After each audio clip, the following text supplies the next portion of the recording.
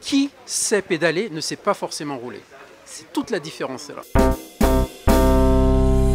Ce samedi gris à Montreuil, le baromètre du vélo présentait ses résultats consultables en ligne sur la pratique cycliste. L'occasion de parler sécurité et d'abord des aménagements nécessaires. Ça montre les efforts qui doivent être faits en matière de développement du vélo en ville. Et d'ailleurs, c'est le cas aussi pour les territoires ruraux où le vélo au quotidien est très utile aussi pour les populations dans ces territoires. Il y a une forte démocratisation de la pratique du vélo, mais pour les plus vulnérables, c'est encore trop dangereux. Et donc la réussite pour nous, c'est lorsque les personnes qui ont des handicaps ou alors les plus jeunes et les plus vulnérables et les plus fragiles pourront en toute sécurité cheminer à vélo sur nos aménagements. Donc il faut un travail qui soit d'accomplir un réseau continu. C'est bien d'avoir des pistes cyclables de très haute qualité, mais il ne faut pas qu'elles soient interrompues.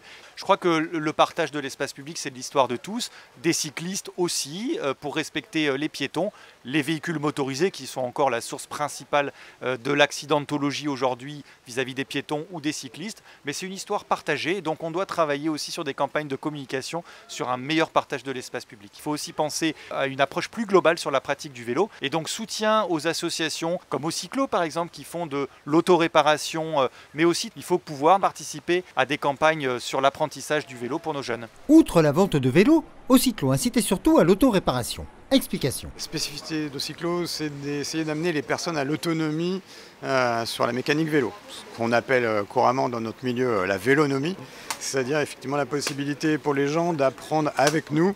Donc l'autoréparation, faire soi-même. Aujourd'hui, ce type d'association, il y en a déjà 500 en France.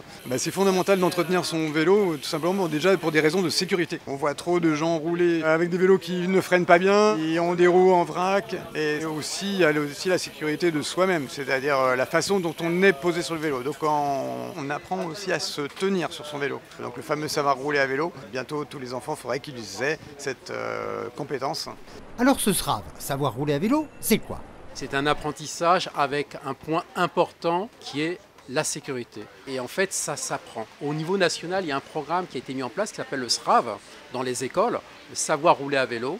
Donc le savoir rouler à vélo s'adresse aux enfants de 6 à 11 ans.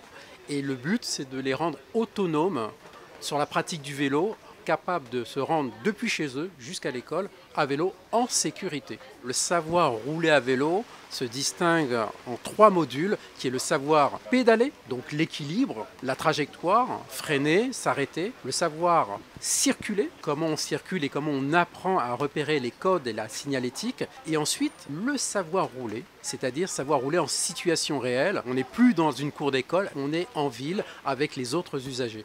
Donc 3 modules, 3 étapes, savoir pédaler, savoir circuler et savoir rouler. Alors oser le vélo, c'est de plus en plus sûr.